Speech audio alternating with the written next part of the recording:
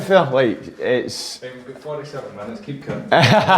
We're here, joined by Mackay, Hobbies Gym, former world champion, just lost it to Jack. We're just talking absolute nonsense, but we'll just continue in the same way. Good So happy Easter as well. Aye. We're just talking about if you were religious, because I don't mind. I went to Sunday school. Aye. I didn't mind it, that's just what you did. I hated it, mate. I get dragged to the pineapple every week. My mum and my gran were mad Catholics. I hated it. Oh, I'm Protestant right enough, but no. But yeah, big Jesus. Aye. Is this the day he was back at the... That's the day he rolled away the storm, mate. That's when you rolled the eggs. Aye, so that is the Sunday. So what's the Monday about?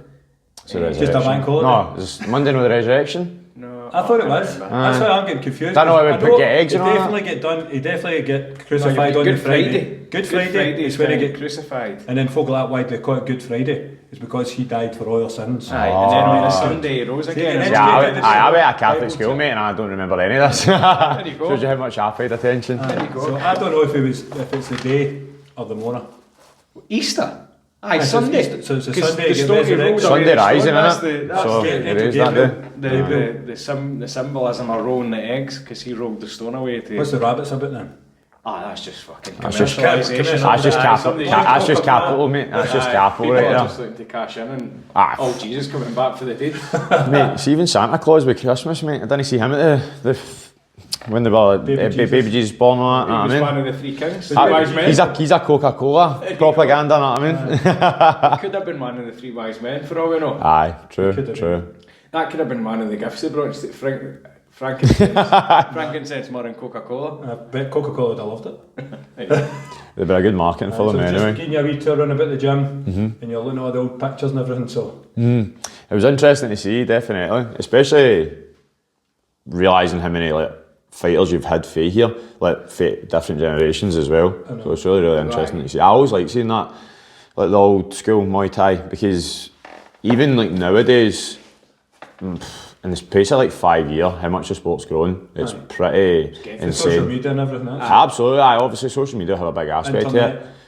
That's helped build the cage. You've got the UFC and MMA as well. That's kind of made any combat sports more popular, because at the beginning it was just mainly boxing, and then obviously you had your shoot-offs, you had Glory and K1 in Japan and stuff like that. But I dare say, even back in the day, Misato and Mackay, there's stars that are even at their level now. Oh, they were superstars. Aye, and it's for less fights and stuff. Misato and Mackay were literally god tier in terms of their calibre, but you're getting boys on the lower rung of One Championship and RWS who are also new as well known as they two. You know what I mean? So it's really, really good for the sport, I think, that's for sure. For any notoriety, it just brings more eyeballs, more money, and then more benefit for everybody. See what I was actually talking to somebody the day about that, but I forget the boy's name. There was a young boy over in Thailand now, for England, I think he's for Liverpool. And he's only the boy, he's only 15. George. And I think he's won 2 knockouts. Alfie.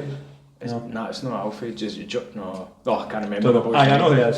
But he's only 15, and you look at that young boy Gannon, that tag whatever he's called, Gannon, who's only 16 and in smashing adults, and I think back in the day, probably didn't see as much of that, young folk getting thrown in against that. But the amount of training and junior competition I've got now to be at that stage already. Aye, to compete, sure. Did you fight as a junior?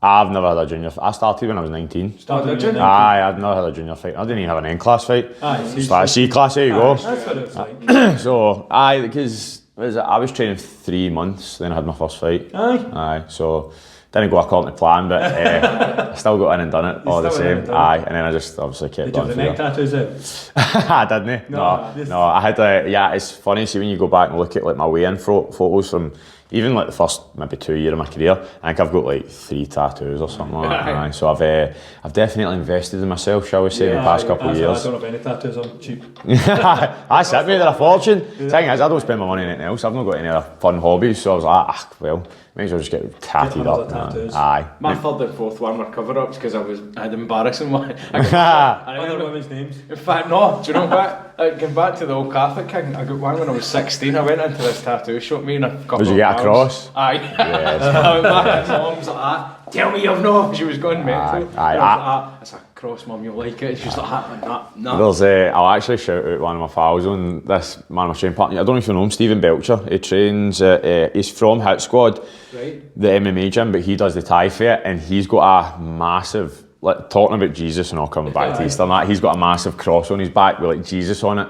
And see if I could show you the toes that this wee Jesus guy's got. It's actually like a biro, it's just went like that. It's hilarious, man. It's so bad. Feet are hard to draw, I think. Well, they look hard to draw for what he's got on his back anyway. Oh my days, it's shocking. Aye, they're so bad, man. So sorry to comment there, but I've seen, because I'll send you it and then you can tag it in the photo, because the people need to see this. The people need to see it. But tattoos are always a funny one, especially with the fighting, because people, like, when they find out you're a fighter and stuff like that, and then they kind of see you, the way you look, they go, that makes sense. And you do see it, like, it's finding a tattoo, we just talking about Thai boxers, like finding a fighter in general that hasn't got some form of tattoo on them, it's a challenge, shall we say. They're the more unique ones. They're definitely the more unique ones. Paul doesn't have any. I don't know if Chris Shaw's got any. I don't think he has, actually. No, I've never seen. I don't think Chris is getting it. He's just Scottish people. UK in general are just they're crazy for it. You know what I mean? He's covered in them. He's got a lot. Most of the boys in here have got them, to be fair. But you're right. No many younger guys nowadays don't have them. So how did you start? You started at 19. 3 months in. Who was your first coach? Like John O'Brien, Lloyd, Stevie Houston? So I started when I was 19. Went to a class with your pal or that, or just? Kinda, pretty much. So I was joining the army at this point. So I went there to get fit and just for something.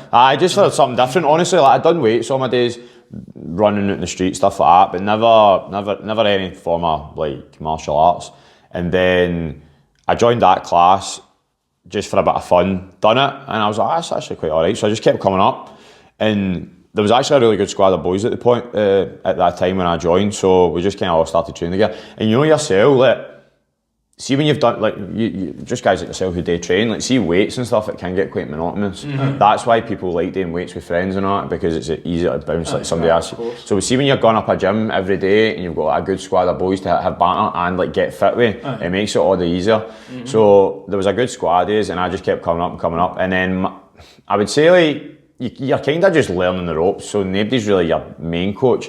But I started going to the advanced class with Stevie Houston, and he like just skyrocketed the kind of skill development with me. That I would say that, because I'm even seeing it now, because Stevie's no taking that class at the moment, but when people are kind of left to their own devices, their progression just like stagnates. I think that's actually why PT is getting so popular nowadays.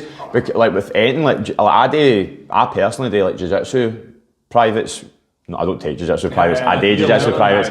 It's because I'm learning, because I know that it's all well and good like developing your skills at a class, but you really need that like individual high level, like one-to-one. That's why. And I think that's why people like going up to that higher level so much and stuff like that. What you always find in any sport or anything like that is, like, in a group setting, Yeah. There's only so much that you can specifically work on somebody. Yeah. Give them a general idea of what they're meant to be doing, but can run, like you're quite good at actually just going around and pointing out things to folk, saying like do this, or change things a wee bit. But obviously in a one-to-one setting, you're getting that with absolutely everything. And the thing is as well, it's like, it's who you're putting your level up against. So if you, let's say you're the guy's levels up here and your level's here, it means you've always got something to chase. But see if you are all kind of the same level, you are just tit for tatting, you're not really looking to take it to that next calibre. The kid coach in here, Justin, he's got a belt area one.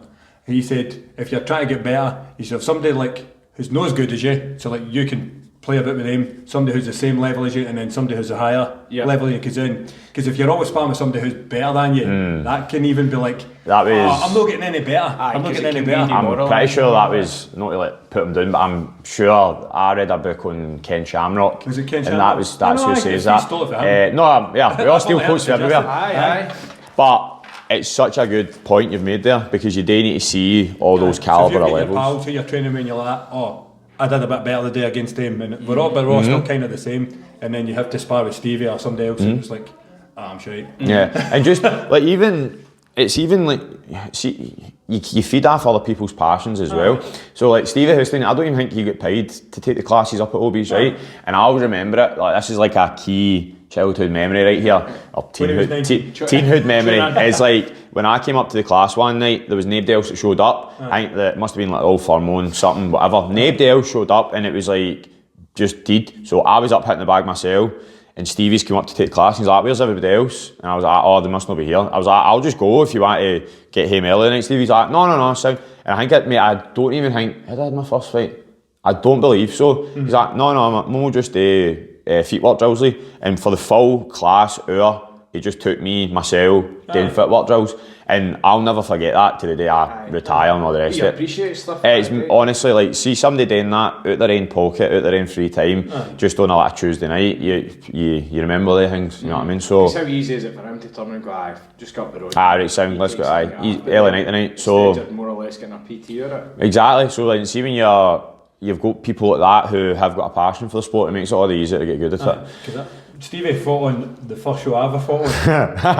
That's because we were all at SMTC. This is history for you, like, this is the old man of Thai boxing. It was in Linwood, and John Craig put the show, and then I don't know if do you know Stevie Shedden? You ever met him? No. So he was meant to be fine. The doctor put him out for a heart murmur. So then Stevie Houston was like the main event kind of thing. And I remember starting watching it with Alan and Drew going like, oh, do you think I'd ever win a title? Just a wee boy, and they're like, aye, you'll be fine. Keep going. And Stevie was like up on the ropes, going absolutely like mental. And that Stevie Houston, he's like a hero now. He's very, very old school Thai boxing. Same with Lloyd. Look, Lloyd's out the generation kind of lower, I would say. You fought Lloyd, didn't you? I fought Lloyd probably 3 times. Did you? Aye, Just God. like C class. Right. Was that in the non-day?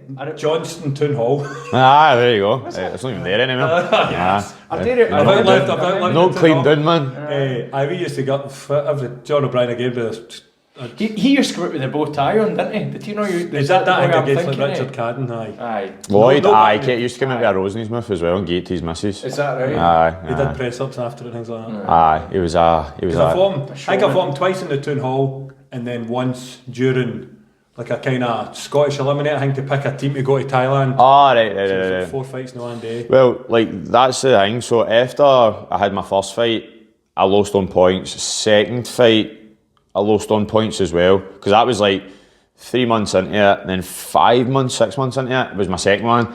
But I did a day. I tore all the ligaments, I severely sprained or hyperextended my ankle at training before the. You know, wearing your anklets. You know, wearing anklets. I wasn't wearing my anklets. So I went for a low kick, and essentially I've just like full pelt volleyed just with my foot, and it's twisted it right back. So going into the second fight, I couldn't even use my right leg, but I was just like, whatever, man. So I went in and still lost on points in that. But I think after that, talking about Lloyd at this point had seen me training with the other boys, and then because the way Hobbies worked at that time was like there was kind of like different there's still sometimes there's like with gyms there's different squads, like there's the more experienced boys, the beginner boys, and then this, that, and the next thing. So I would always. Pad snobs. I'm not training with them. They'll hurt me. I'm good to teach them how to hot pads then. So like you do get your wee cliques, and I'm pretty easy going. So I'll talk to MD and I'll train with MD. So I would occasionally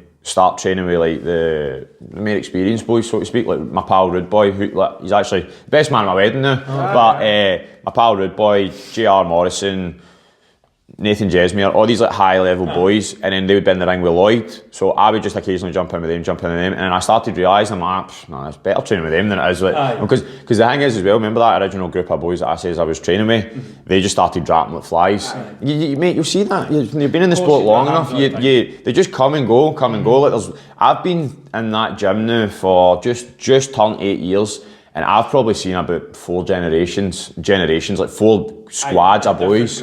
Like they'll all come up with their pals, and then 1, 2, 3, and then they all drop, and then another book up, and it just keeps going. Exactly, and then you do get ones that stick. Like for instance, one of my main training partners now, Mikey Law, he came in with he's no Mikey. He came in with a wave of boys, and they all dropped out, and he's still there. He's still hitting the bag, hitting pads, and getting rounds in. Fight last week, aye. 2 weeks now. It'll be 2 weeks. 2 weeks a day. Done very tricky opponent. That boy was actually really quite technically good, and he was fighting off the back foot and keeping Mike away, but Mike put pressure on him They just... Once he started to listen. I was talking to Lee after and I was saying that was a good win for him because he's the only person I know that talks back to you in the corner. I'm trying to tell him it today. Honestly, if... Does it just say I know? See if ADHD was a Muay Thai fighter at the Mackay Law. It is insane, man. Insane. Like, obviously when I'm hitting pads up the gym and stuff like that, I'm like using maximum recovery between the rounds, like breathing or that nasal breathing and stuff, and he's just and you're like, wow, you are actually a specimen. And you've never seen a physically just natural boy in your life, like his legs are like that. He's a very big boy, so because he had quite an interesting weight cut, shall we say, for that one. So he's like, I don't know if I would maybe moving up after this. So I went, I think you will, mate. So I think was you that will. weight at 60? That was at 68, but he usually tries to fight at 67. Same weight division as me. But what age is he? Making? He's just turned 22. Aye, so you still good developing into a man. Could be. And then it's like bigger after that. There's no way he's he's still not going to get down there, right? No. There's no way he's going to be, because see what happened to Mikey. He started, he was really, really fluffy, just to get away all of it, because then he's trained seriously, and then see when he started training seriously, he just turned into a totally different demon. And now, see once you've lost all that weight and you've done a good fight camp match, you're like, I can make that again. Mate, no, I don't think you realise how hard that was. the body fights against you. Yeah, and you what's your opinions on weight cutting? Do you think what's your honest opinions on it? What? I've done horrendous. I bet. It's terrible, but especially I think when it comes to longevity and people want to. Depends how long you want to fight, I suppose, doesn't it? Because if you only want to fight for maybe a couple of years, you could push yourself through a couple of horrendous weight cuts. But if you want to keep going and actually do something, you can't be all water. No. You need to be like close enough body percent, fat percent wise, and then alright, a kilo or two with water. You can't be doing 8 kilo of water and all that. See, I kind of totally agree with you there, because I think there's certain fighters in any sport, not just like Muay Thai, but like UFC at that, and then they see these weight cuts, the young boys see these weight cuts, and then they go, that's what I need to do. That's what I need to do to achieve what they have achieved. We used to just weigh in on the daily time. See, I think there's a lot to be said for that. I know the problem you've got is how dangerous it is if people still think they can cut a lot of weight and recover in time to fight. Do you know what I mean? Well, exactly. Whereas at least if you do a day before, you've got a full 24 hours to try and recover, rehydrate, and be ready to fight. It's a difficult balance. Well, obviously, because everything shrinks and dehydrates, so your brain rattles a bit if it's not rehydrated. But what I was going to say is, I wonder if when you get matched, I don't know how you could even manage that, but if you get matched for a fight, you've only got a percentage. Like you could only lose like fucking 7% or something, a maximum of 7%. Don't get too fat. Well, the WBC, the WBC have kind of got something like that in place where... Well, they have to do weigh-ins but in between. I mean, it's no secret that the boys just cut the weight for those so they're kind of those scheduled weigh-ins. So, like, say I have to be 12% above my fight weight 4 weeks out, I'm just going to go in a bath 4 weeks out. I know there's still ways around about it. I don't know. Even with the hydration testing in one, that's actually just causing them a nightmare personally, I think, more than anything, because they're getting their champions stripped of belts and then winning the fights and then not having belts. There's like... Because you can make weight but fail hydration, and then fail hydration but you miss weight, so it's like one. It's like you're trying this juggling act of so many different systems in place, and then also everybody cuts weight, even with the hydration testing. They just cut weight a little bit more complex, so if anything it just makes it a wee bit more dangerous. So it's like, I agree with you. See with your point there where you're saying about how long do you want to do the sport, that is like hammer, nail on the head, exactly what I agree with. It's like I say to the boys, I'm like, see if you want to cut like 10 kilo every single fight camp, like you start fight camp, you go, oh, here we go, chicken, rice and broccoli, 1,500 calories a day, this is going to be brutal. You're going to get injured, you're going to feel sick, and you're going to get sick of the sport. And then why are you doing it at that point? Like, you're getting paid what, a tenner a ticket and stuff like that. Like, how much percent gain do you think you get ever fighting the guy? Do you know what's really interesting? I watched a research study recently on the UFC Performance Institute, and they obviously take loads of measurements from all their fighters, and they obviously take measurements before they weigh in, after the weigh in, and then the win-loss results. And they actually seen, and I'm going to kind of fudge the numbers, but I think it was like a 0.2% difference and win to loss ratio from cutting weight, right? But it was the lighter guys that were winning more often. So see the guys who walked a bit closer to their natural weight, they were actually winning by a tiny margin. Because probably they're going to be feel better for training. They're not cutting as much, so they're going to be fitter on fight day. And plus, every time you do that, you do like an 8 or 10 kilo weight cut. You're depleting your body. You're losing muscle. You're not just losing water, because as soon as you do that, as soon as you stop eating carbs or any of the kind of nutrients that you need to actually go out and exercise, your body starts to burn off like fat, muscle. You're just you're kind of wasting your body almost. And sometimes people forget as well, we started this sport as like an enjoyment, as a hobby. You know what I mean? It still is a hobby. Like I know, even it's like I still, as much as like my pals all slag me for it, I still see it as a hobby for myself. I know I train like a demon and all this stuff, and people say this, that, next thing, but like I still see it as like a hobby / like a passion. So like I'm not going to be putting myself through this hell on earth if I'm not going to be enjoying it. If you're not enjoying it, and that's where I think a lot of people kind of sicken themselves because of that. I run now, and I love running. But see, when I first started doing it, the first thing that I thought about was running to cut weight, and it's like aye. I'm like, it's not as I never fought like tons, but I fought over the years, and every time I thought about running, it was like a chore. Thinking about a chore, like how many calories can I burn on that run? Mine, I was doing loads of running during lockdown and that, and then you'd always comment on my Strava. I thought you hated running. Says I'm not running to cut weight now. It's not a chore. Just enjoyment. With a bin bag on and 4 layers of trackies. I know. Aye, we've all done the bin bag. We've all done the bin bag method. So talking about weight cutting and hobbies, Lee, we can't. I need to get this in quickly about this. Your cooking. Aye. Have you seen them? No. There's a couple of good ones actually. Maybe got a clip of them. But good recipes. Recipes, but also it's turned into kind of housewife's favourite, I think, with the apron on. Oh, aye, there's some interesting DMs I could show you to use. That's for sure. So yeah, that like if MD's ever known me for a wee while, I do really enjoy my cooking. Because like I say, Muay Thai is my main hobby, but it became such a big thing in my life that you kind of need their hobbies to get out of it, you know what I mean? Because like it's just all encompassing and consuming. So for me, literally all I do when I'm in the house is watch like podcasts, fight.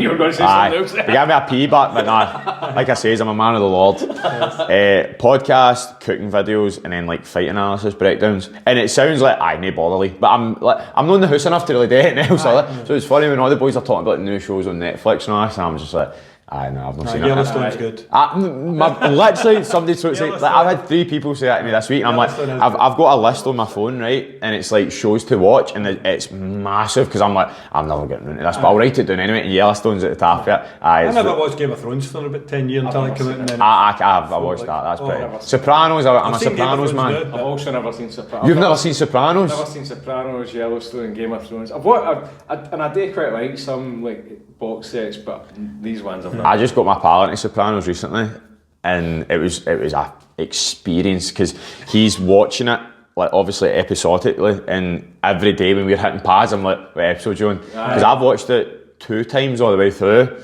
so I knew exactly everything that was happening, and he would be like, I love this character, I can't wait to see what happens next, and I'm like, aye. And then obviously, no, definitely, no. But going back to the cooking and stuff like that, so I think as a fighter, like it's dead funny as like a fighter who knows other fighters how little they know about cooking. For people who are so obsessed with food, like you like we're just going back to weight cutting and all that stuff, like they're so obsessed with food, but they couldn't cook an egg to save their life.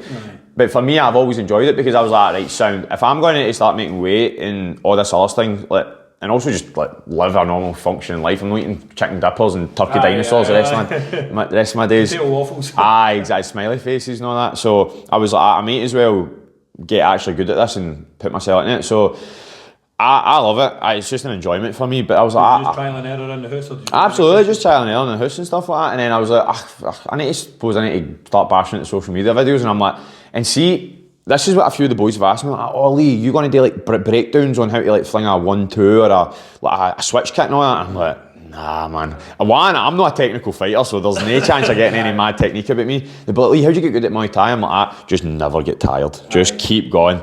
Full pelt. Good style. A style's one way to put it. Grit and determination's another, you know what I mean? But it's like, I don't know, like, see these breakdowns, I think they're brilliant and stuff like that, but they're just no me. So I was like, right, sound, if I'm going to start making videos, because, like I says, I like doing it and it's fun, I'm going to do it with stuff that I like to do, like what I eat in a day, cooking videos and all that stuff, like just joking malarkey, because, I don't know, personally, I think people take it a bit too seriously sometimes, I know, innit? It's a bit too... I like having a laugh, hence why I've got bright red Crocs. Do you know something? Don't slag the Crocs. I'm the odd one out, but I can't believe it. I know. You need to, A video with 3 folk and I'm not. It is a scary hang fighting. Like, even when I started, I didn't want to fight. I just wanted to learn. I just want to have fun. I wanted to be Jean-Claude Van Damme. I watched Kickboxer. Yes. And just was like, and then it was grading. So like, right, cool man, I'm going to do my grades. Do you know, I've never done a grade in my life. And then my pal James, he wanted to fight, so I was like, alright, I suppose I'll... James, I remember him, he was mad. I suppose I'll train with you for this fight, and then I got a fight first, and I was like, alright, I suppose I'm fighting now. It's funny that, innit, when you get your first fight, because it kind of just gets like, right, fight, you're like, aye, sound, and then you accept it and you go, oh no. Because it's the way, aye. Because people think it's like, when people ask me about how I started in gyms and stuff like that, and it's like, is this like harsh backstory? And like everybody thinks there's something been up to you. Like, I'm like, nah, I just walked in. I was like, I've got the least interesting story ever of starting a martial art. Just turned up and hanged it. And it's like... And did you join the army? I did not actually. So just thinking back to that, because you were training to join the army. So it's quite interesting. I was going for the army cook. So for that, it was, like I says, I joined to get fit, but then with the army application process, there was a wee bit snag in the paperwork, so to say, and it was going to take a year for me to re-recruit myself and get into the process again. And I was like, all right, sound, I've got a good job now, and I'm really, really enjoying training, so I'll just do the both of them for a year, and then once that year's elapsed, I'll just join the army again. But I didn't know that once a year's elapsed, I'd have fell in love with Muay Thai, because it was like, for the first year, it was like, I'm just going, I love this. 8 years ago, I can't do maths. What's this, 2025? I started 2016 December. 2016? So, because I actually, funny, my first ever Muay Thai fight as well, I got glessed. I got hit with a bottle because I went to see my pal fight that night. He was a Thai boxer as well. And this is before, like I said, I started December, the show was in December. So I'd done it for like 2 weeks. Right. And the Onyx, it was our old venue, that was pretty notorious for being a bit rowdy. But 2016, that was probably that. You probably were. It was a really massive MTV show, really, really good. David Wilkie was fighting an Irish boy. The Irish boy flew out. He was massive, this Irish boy, man. But he stopped David Wilkie, my pal, and then we went out to the car park at the venue after it. But I think it's honestly like the biggest square go I've ever seen in my life. I've got a big memory of this. I do the big car park. So it's a sports hub. So the car park's massive. It's probably like similar to the ones outside. And you know that way where like there's squads of people trying to fight with each other. They run in and they run out and they run in and run out. See, because everybody was so steaming, nobody was running out. So everybody just scattered me. Everybody. See the stories I could tell you for this that night, by the way. And it was like, so quickly to say that, there was like because it was all young ones, all young boys and stuff like that. So there was like a group of young boys, like hangmen, and an older guys went, yes man, I'm going to get in about them. And he's ran to get in it, and he slipped on the grass, went on his back, and then all the young ones have just turned around and just started jumping on him. And then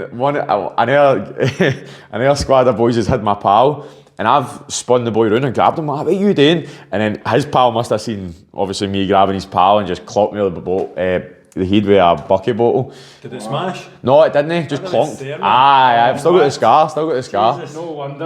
So after that, maybe I should stick at this Muay Thai and see, maybe make my hands a wee bit tighter and stuff like that. Ironically, but I don't drink anymore or anything like that. That's another thing. People think like there's a story behind that. Because like I say, when people like start the martial arts journey, it's like, he was bullied at school, wasn't he? Nah. And then they're like, I've not drank in 5 years. They're like, 5 years, what happened? I'm like, nothing. I just got bored of it. Literally, New Year's Day 2021, sorry, 2021, I went, I wonder if how long I can do this without it for. Because I only drank like 3 times a year at that point. And then it's just been there since. Just never had the inclination. See, after a while you don't miss it. You don't. Absolutely not.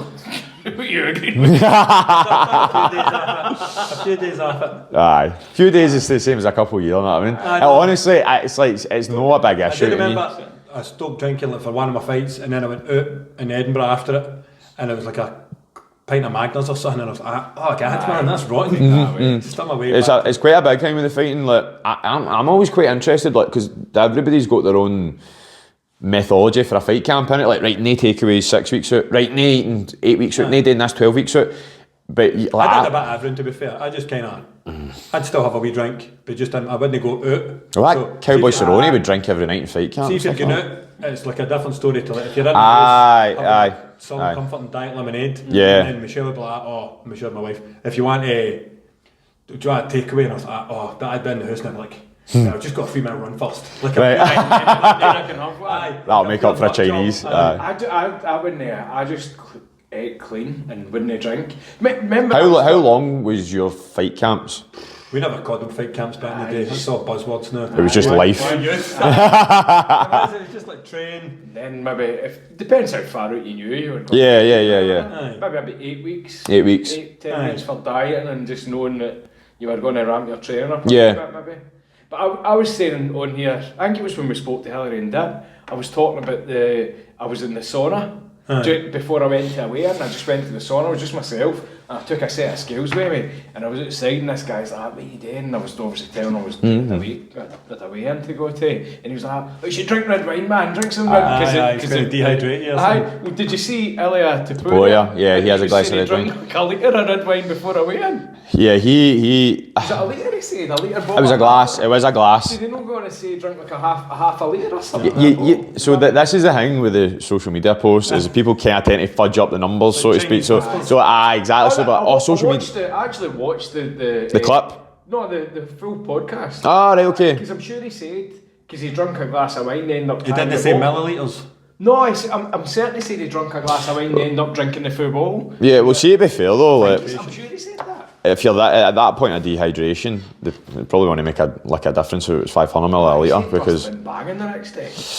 But you are forgetting though as well. Like this is see that exact same point. A lot of the boys bring that up to me like, Lee, would you drink Italy Taporia? I'm like, they don't look at alcohol and wine and all that stuff the same way we do. No. It's like he will have that. I can guarantee you, probably in camp and stuff like that, or like with meals, or like it's just a total different culture. Like siestas and all this other stuff. Like it's like even the way they look at food and stuff like that. It's like the Scottish have got this just greed for everything, isn't we? Like drugs, booze, and food. It's just we need it all. It's crazy. Photo should be nothing in moderation. Exactly. It's an interesting view we've got in many things. Like it's just consumption. So we're like, oh, what about Elia Tapoya? I'm like, Elia Tapoya's like from a completely different country. He's not having a bottle of bucky every week. No. It's not that kind of wine. Red wine. Yeah. Plus he's got a Weighs food team food. about He's probably having his support from family his and that. nutritionist, his Aye. cook. But even like going back to the whole crazy weight cut stuff, like glass of red wine, that's probably some of the least crazy stuff that I've heard and seen people do. Like, see, I went for a colonic irrigation. I did that. Aye, I know a few boys that have done that. I've done Have to get one of them. a couple of Did I tell you about this? Break it down, Jason, I'll help you. I'll come and hold your hand. No, Aye. This is for after. Bit of bonding experience. Actually, I think it's still popular in Thailand. I think it's still popular in Thailand. I that. went to the first one I ever went to was up in Glasgow, some health spa. Yeah. And there was like a pretty woman, and I was like, this is weird, that is. And then I found out Bring your knees up. there was a lassie in Irvine, Kim Tan. She done it, she would be either Chinese or Japanese. Chinese. And she'd try to sell me all these stuff, and then she'd talk to me like, oh, you have good third eye, you know, like proper, like that. Aye. Cool, man. Don't know, man. I think I'd rather miss the weight. Just take that. I'll tell you what I did get the other week there though. Although I was water loading one time with also a colonic irrigation. That's not a good idea. Because I was like busting for a pee, and then they're putting water in you, and I was like, that's what you need to stop, Kim. She's like, are you alright? I was like, no, honestly, I've had about 6 litres of water today. Aye, please. Stop. No, I'll stick to calorie deficits, man. No. That's insane. I was going to say that a week there, my missus for content for her social media gave me an IV drip. But Yeah. Just to rehydrate. And Is she a nurse? Aye. Yeah. Aye, she has a qualified nurse but does like aesthetic stuff. Yep. She was looking at some of the new stuff she's got. Well, so she says. I don't think I need it. No. I think you're She gave you an IV. Aye, but it was just, but she can do like vitamins and stuff like that, and give you the B12 injection. Just it's the only things I've ever tried with that. But the UFC banned them, didn't they? The IV rehydration. Yeah, they did, but that's just it's not because of like how good it rehydrates you. They banned it because people can use it to hide drug tests and stuff like that. Because like I don't know how I'm not the most scientific of guys, but they essentially can use like IV to like flush your system out, so that when you get your drug test sample, it's clean. You know what I mean? That's why they banned it, because it was still allowed like a few years ago. I think it is basically because how quickly you put water in, it's flushing. It definitely hydrates you quicker. Alan, the medic, he said that that concussion thing we went to. Me and Ian went up to it, and it was like, if you're weight cutting and all, we're all yelping about that stuff. He was like, the best thing to do is an IV. So saline, because there's no any time. Like even when you drink water, it's not just straight in your bloodstream. No. Your body needs to digest it. See. Filter it out into things. So if you're just boom straight in, you're. Well, that's exactly. You've just hit the nail on the head there. It's because of the time delay between getting through the gut, getting through the blood walls and all that stuff, and then obviously getting in your system. Whereas when you do put it in your veins, it's straight into there. It's still allowed in Muay Thai, to be fair. It's just in the UFC, and people go, "Oh, is it?" It's because of the drug testing. That's why. But then there is still boys that do it in the UFC. As you say, I don't know the legalities of that in terms of the UFC. I don't know what their kind of way of stopping people doing that. I don't know how they test for the plastics. Oh, is that right? Yeah, so that's why people, when they get the IVs, they use glass. They use the glass bottles instead of the plastic bags, because there's not got to be traces of plastic. There's always a way around it. I remember watching that thing on, was it Balco Labs or whatever, and that was like the sprinters in the 90s and everything. And there was a supplement called the supplement steroid called the Clear, and it was like in and out your system that quick. And then he was always like saying, "Aye, if you're going to cheat, because there's like money and fame and everything, like folk are all cheating.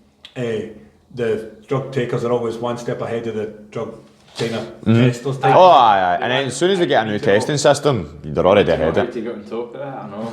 Aye. So, what's your thoughts on drug use in Muay Thai then specifically? Because obviously it's always been a thing with the UFC. People are, oh, look at Vito Belfort, like, steroided up this and da-da-da-da. But with like Muay Thai, there's quite a big, what would you say the word is? Quite a lot of accusations quite gone around, not recently, but just accused? Who's been accused? No, nobody's been accused, I'm saying, but like, well, not even accused, but one have actually banned a few athletes recently. The Russian boy? Yeah, the Russian boy most recently, but there was Ellis Barboza, I think he got a 3-month ban or something like that. And just in general though, what do you think about? I think if you're going to cheat, it's on you, man. Plus, but then again, because like not everybody's created equal. Yes. I mean, you fight folk and you're like that. Like Mikey being a stocky, solid guy, you're like that. Yeah. I would hate to train with him on drugs, man. He's a nightmare about them. Like black folk are genetically powerful, and then I fought them and like that's a pish. Get through it. But again, you don't know if they're taking drugs on top of that or no. I don't think I've ever fought anybody on drugs. Because there's a pod. Because everybody's always saying that. Even like the local scene. There's like, he was roided. I'm like, mate, he's fighting on MTB. I don't think he's on the roids, man. But maybe I'm that. Well, listen, it's probably more common than folk think. I think it is. I think it is. Just in Thai boxing, but just in general, it's probably more common than people think. Because it's dead funny. I guess the way you go back to, like, I would never do it, so I just think you're cheating yourself. If you can't do it without it, if you can live with it, go for it. You know what I mean? But if that's what that's the thing. Because somebody asked me like, "Oh, can you take steroids in Muay Thai?" And I'm like, pretty much. Like, even if you're signing with one championship. No, it's not like you think your Chatry's got a testing agency in Scotland, Glasgow. I'm like, no chance. As long as you pass that when you're over there, you're crystal clear. It's like, oh, brilliant. You going to take them then? I'm like, no, I'm alright. It's like just because you can doesn't mean you should. Because like I don't know, I've just turned 27. Like my hormones and everything are perfect now. Like I'm feeling alright. I'm feeling all good. I think injecting like all this fun stuff into you isn't exactly sometimes the greatest of options. Any you do to upset your natural balance of stuff's going to have a longer impact on your body. It goes without saying, you know that. So why do it if you don't need it? And I still think morally. But again, you hear folk like Donald Cerrone, he was on TRT and all this mad stuff because he was out of the UFC. Yeah. I'm off it now. But that's still going to have helped him recover. Aye. Even though he's been off it for a year to go back in. That's right. If you're not getting caught, you're getting away with it. Keep doing you, man. It's one of the ones, isn't it? Because the Olympics said they lifetime bans or whatever, so that's... For the Russians again. I know. Right, up to something. What's coming up for you next week? Because obviously you just had your fight in MTB. The Jack Kennedy rematch fell through, but Flynn Shanks stepped up. He did indeed. Thank you very much, Flynn. Thank you. So, sadly, the next one's probably not till August this year, which I know I'm saying like sadly as if it's like a light year away. But for me, I like staying active because the way I live my life, it's never like I'm out of camp, so to speak. It's just another day for me. So being quite consistent with the fights is just fun. I enjoy it. But unfortunately, we did get offered 2 fights for June, but I'd already had a holiday booked for May, and it's like right in the middle of when it's like 2 weeks before. When you're going to fight on proper fights, weren't you? It was like that's 14th of June, so you're on holiday. Exactly. So it totally hanged it off. So it was a pain because. Ideally, I would have took at least took one of those fights because both of them are really, really. I don't know. I just like fighting, and both of them are really generous offers and really fun for me. So I'd have took them, but it's like I wouldn't have been fair to myself because I know even if I'd accepted them, everybody's like that. But like, you're never out of shape, so you going on holiday and then coming back and fighting, you'll be fine. I'm like, you don't know me, but like, I'd be on holiday just thinking about this fight. So like. Fun holiday for my missus, that's what she says to me. She'll be like, no. So, because I even says to her, like, listen, we've just been offered these fights. She's like, all right, we'll cancel the holiday. So I try to cancel it, but it was just going to cost too much money. It would have cost me just about the same as what I booked the holiday for. Just to cancel it, and then to move it to after the fights in June, it would have cost double. And then I couldn't move it to next year just because of the way the agency worked. So I was kind of between a rock and a hard place. And I went, see for what it's worth. Like I'll just do it out and stay locked in till August for myself. You know what I mean? So it means I can just kind of relax a bit between then. I was saying to my pals, like all the greats who I admire, they all had off seasons. Everybody has off season. Like I'm a big fan of like Danny Rodriguez, for instance, the big RWS boy, and he's having his off season now. He's like doing seminars all around the world, and like he's getting all his injuries recovered and stuff like that. And I'm like, if all these guys who I admire are having off seasons, I should personally as well take an off season. Like an off season, I'm still doing like 4 hours a day or something like that training. Like it's like, but it's different. You know what I mean? It's different when you've got like a set goal. But August will be our next one, and that will. I'm pretty guaranteed will be for the ISK world title. Oh, nice. Because we've already been in touch with the promotion, the ISK is a promotion, the sanctioning body, and they've says, yeah, we'll get that rehanged for August. So whether that's Kennedy or whether that's somebody else or whatever's happening with that, I can't say, nothing set in stone for me, but I know. He's not vacated. He's still not vacated, he still is, but it's because he has a year's obligation till August. So he's within his right to wait till August, and if he doesn't fancy it in August, I'll just take somebody else. So it's fine with me. And then after that, I'm flying out to Thailand in September. Good. So I think I fight in like, I don't know, August 31st, and I'm flying out on September 5th. Right. I've never been to Thailand. No. First time. I've only went once. Same. I do. It's like I'm like, well, you've not been. I'm like. I'll get good training out here. You know what I mean? So, you get probably better training over here. Well, that's what we started the podcast with. You were saying about like the 1-to-1s and stuff like that. Obviously, my first time was recently in Thailand, and I think what I noticed with the gyms there is, rightly so, I suppose it's a kind of tourism thing. They've probably cashed in because you're seeing a lot of folk in a gym in Thailand who've probably never even set foot in a gym here, and they're getting in and they're just getting a class and it's like jab, cut, and just like very kind of basic stuff. So they cater for like tourists almost. Whereas like when you're here, you're getting good training, so you're probably getting just as good when you're back here. That's why it was, you should go to Thailand. I'm like, I don't think they're going to be training harder than I'm training here. I think they can train harder than I'm training over here. But I did finally make the decision this year to go, because I'm not so shallow minded in like setting my ways that I don't think there's good opportunities over there. especially like with the gyms that you can get connected with and the people you can get connected with. Like you've got like we were just saying there, like RWS and stuff, like RWS, One Championship, Channel 7, all these big names and promotions. Getting your foot in the door with one of them is the next progressive step for your career, that's for sure.